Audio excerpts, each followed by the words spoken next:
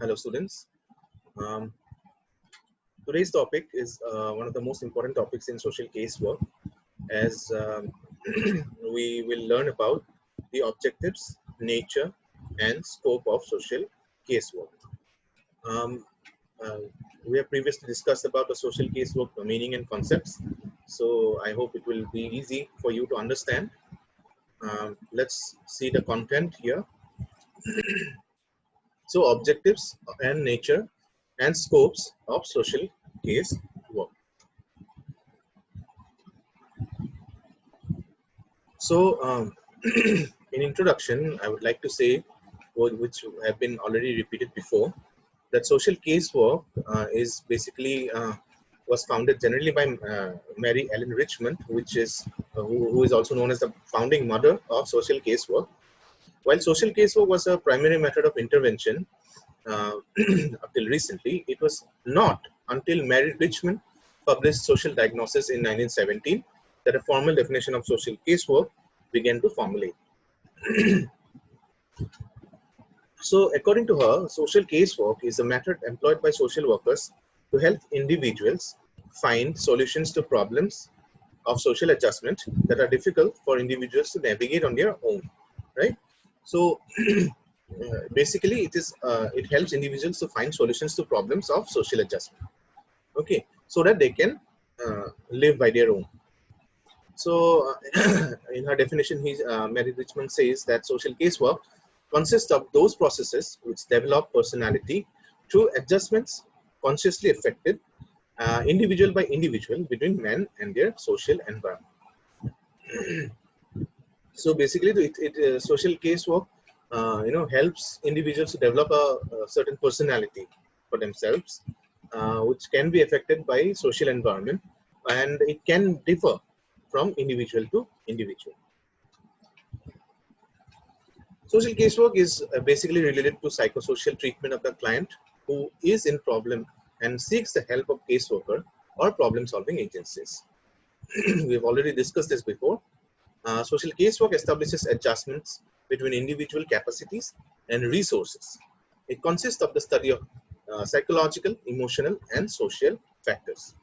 In social casework, an individual or a group situation or phenomena is recognized as the unit of study, and various units are studied properly, right? In social group work or community organization. So in casework, basically we study about individuals.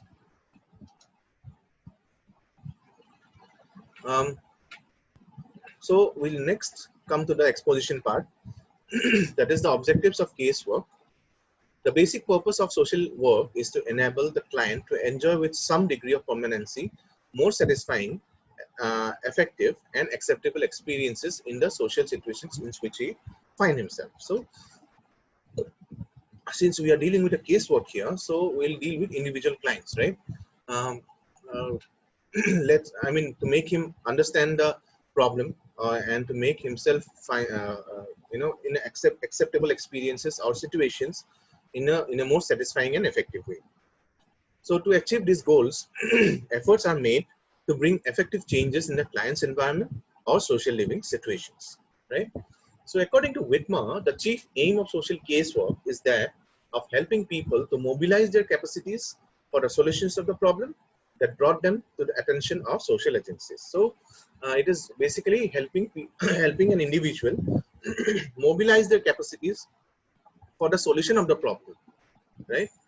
Most of the writers of social work, like for example Moffat or Hollis, have emphasized that one of the main objectives of social casework is to bring about an adjustment between the individual client and his situation or environment. So basically, the main objective, according to Moffat and Hollis, is bring about an adjustment between the individual and the social environment he lives in, right? Bowers mentioned two objectives, that is better adjustment in the social relationship of the individual and the development of individual personality. So Bowers have told that you need to develop the individual personality, right, through casework, and also help to make the individual adjust better to their social environment or social relationships. The next slide, it is said that the purpose of social casework is to help an individual client to solve his psychosocial problems in such a way that he finds himself capable of dealing with these problems at present and also may solve in future if such problems arises, right? So basically, and it helps an individual client to solve his psychological or social problems, okay, in such a way that he is able to deal with all these problems, you know, in future by himself or herself, okay. So according to P.D. Mishra, one of the great writers of social work, social work, he told that he mentioned 5 objectives that is to understand and solve the internal problems of the individual. Yes, to strengthen the ego power of the individual. There are so many people who have very whose self ego is very less actually. So you know, to understand the understand and solve the internal problems of the individual is so important. Similarly, it helps to strengthen the you know, the self ego power in an individual, okay. So remediation of problems in social functioning is very much important. Prevention of problems in social functioning is also important. Like remediation and prevention, basically, you have to modify some things to live effectively in a social gathering or social or a society, right? So to enhance that social functioning, we have to remediate the problems and also prevent such problems in happening in the future. So also it helps us develop a development of resources to enhance social functioning. Like in our environment, there are so many resources, like right. So if, to enhance our social functioning, we have to utilize those resources. Yes, individual does not know, which is why caseworkers come into picture and help them realize what resources are there in his surroundings and those which can help them enhance their social function. So these are some of the uh, you know, after everything, we have come to the conclusion that the objectives of casework basically are to make good rapport with common people. Yes, it is very much important to have good rapport with common people so that they can make you um, they can tell you about their problems, and um, uh, you can do them, you can take the necessary action, right? So to find out and understand and solve the internal problems of the individual, which is so much important in casework. If you do not know the internal problems of the individual, you won't be able to solve any kind of problems. So we have already mentioned to strengthen one's ego power, right? We have also studied about to prevent problem in the individual and to develop internal resources, that is development of environmental resources or surroundings resources or internal resources that being to to enhance their social function. Next point is nature of casework. So what is the nature of casework? The nature of individual is unique and his or her needs are different from others in the society, right? So we all know that every individual is unique, everyone is different, nobody is similar, right? Like, you know, since you know, the fingerprints of a the fingerprints in our fingers are not similar, right? There are 10 fingerprints in our there are 10 fingers in our hand and each fingerprint is different from each other in some way. So similarly, in all the practices, individuals are unique. Consequently, the treatment given or approach to one individual cannot be used for other individuals. So what basically it means that the treatment or approach given to one individual may not be the same as any other, as an another individual, right? To understand human behavior and individual differences, Grace Matthew has given some following points, like an individual's behavior is conditioned by his or her environment and his or her life experiences. So she is very much true that individual's behavior is generally, you know, conditioned by their environment or their, you know, how they have grown, where they were born, um, uh, how they have been brought up, uh, her parents, her family, her their parent, sorry, peer groups, so many aspects, right? And life experiences also, an individual will encounter so much of life experiences, right? So even then, their behavior gets modified. Behavior refers to reacting, feeling, thinking, etc. Attributes of human beings are not visible to others, right? So yes, behaviors may, you can see a person's behavior through their reactions, through their feelings, or through their thinking process, right? So and the attributes of each human beings are not generally not visible to others, because what you are outside, you may not be inside, right? The conditions and influences surrounding the person constitute the environment. That is, the conditions and influence surrounding the individual client depends on their environment. For human growth and development, it is very much essential that certain basic needs should be met. The basic needs can be physical needs, or emotional, or emotional needs, or any psychological needs. Physical needs refers to needs, or needs like food, shelter, and clothing, right? And psychological needs can be, in the form of emotional security, or need of parents or child, or spouse. So emotional needs are very much real, and they cannot be met or removed through intellectual reasoning.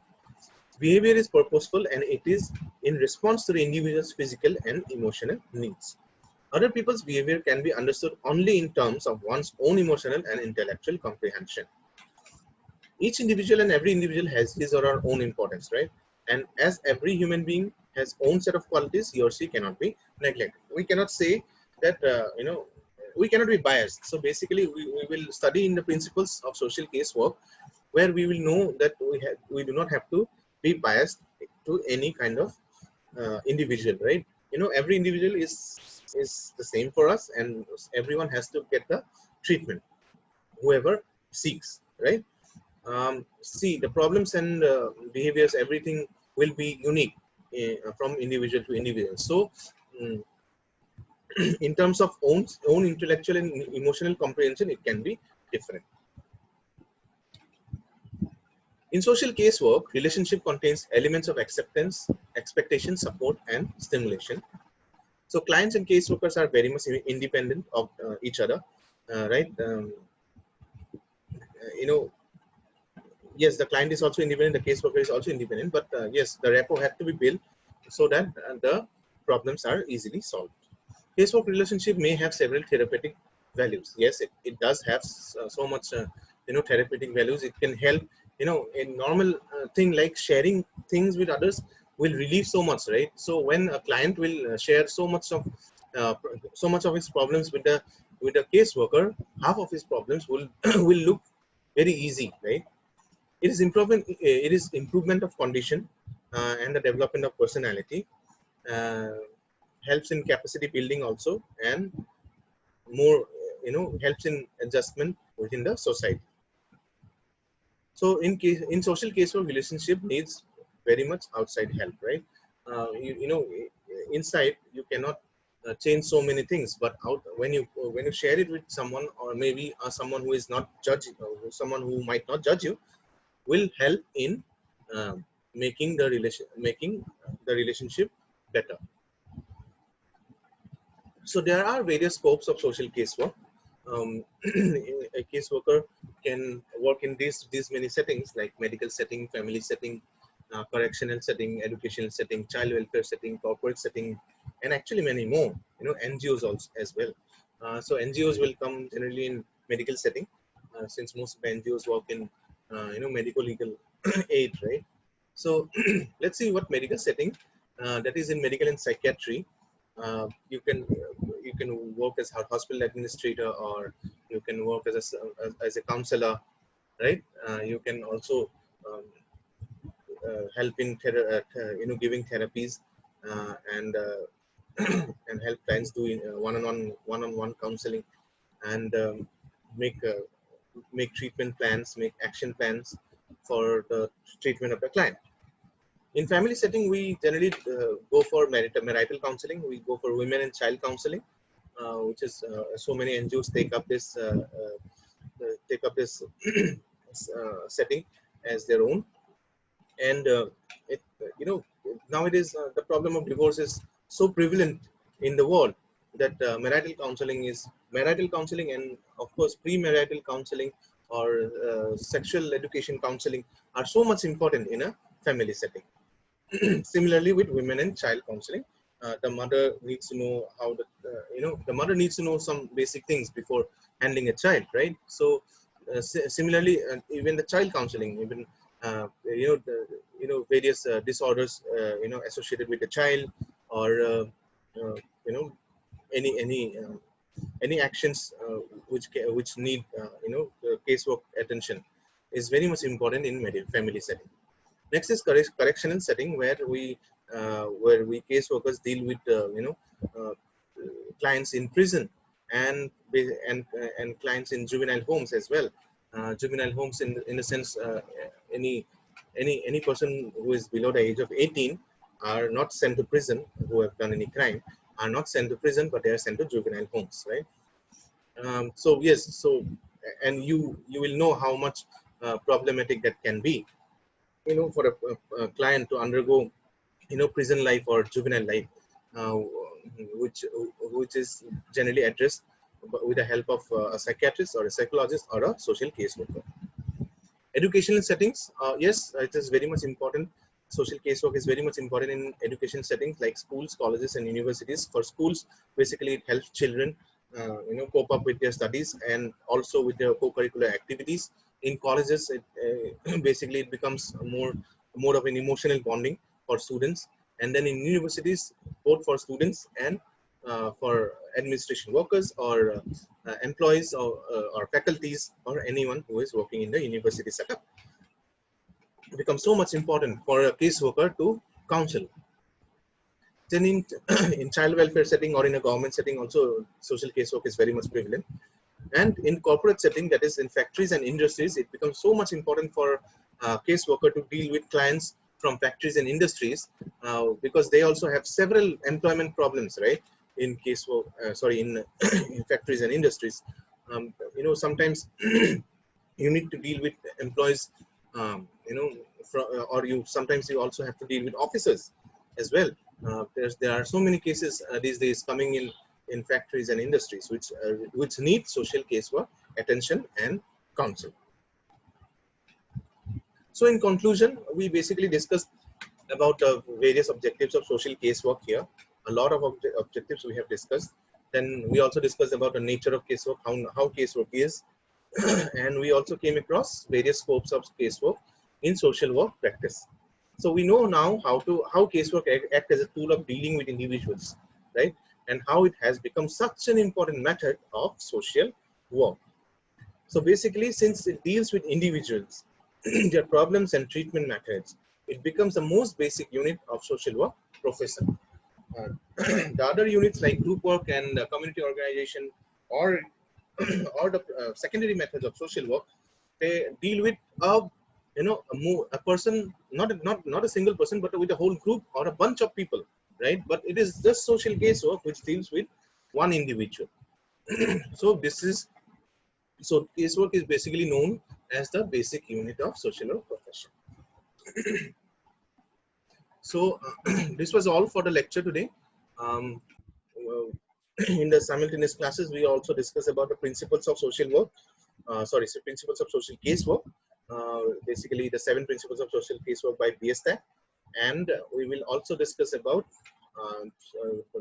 how social casework is related to the other methods of social work like um, community development and social group work or social work action, social work research, so it becomes very much important for us to learn all these things. So you will learn it simultaneously. Please go through all the notes.